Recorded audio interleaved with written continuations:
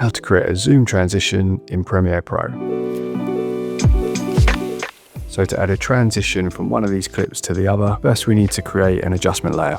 Click on adjustment layer, then click OK, drag the adjustment layer to the timeline, and we're going to make it 10 frames in length. So if we move the playhead to the center of the cut and then press shift and the left key, that'll take us to the left 5 frames. Let's zoom in to make that clearer. We'll start the adjustment layer there, then press shift and the right key twice.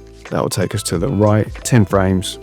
Select the clip, press Ctrl and K to cut the clip, remove the rest, and now move up to effects and search for transform. Drag the transform effect onto the adjustment layer and move up to effect controls. So let's close the motion section so it's less confusing, and down to the transform section. Let's open this out a bit. To create the motion blur, untick use composition shutter and set the shutter angle to 360, which is the highest it can go.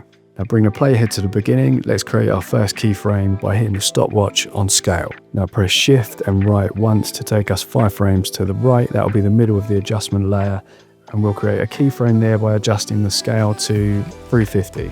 Now let's make the last keyframe at the end of the clip by pressing shift and the right arrow key, which again will take us 5 frames along.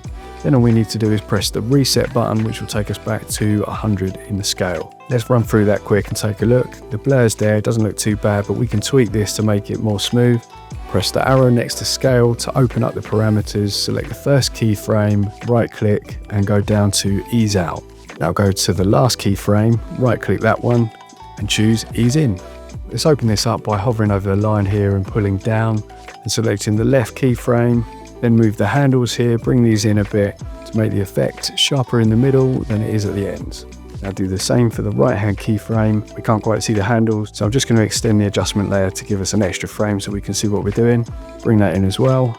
And now we've got a much smoother and more organic movement. But there's one last touch I like to add, which is a dissolve effect between the 2 clips to mix the 2 clips together at the peak of the transition. To do this, press shift and select both clips of footage, then press Ctrl and D to add a cross dissolve. We only need this at the peak of the effect, so drag each end to make it smaller just so it fits around the peak. So we now have a slight blend of the 2 clips at the peak of the transition.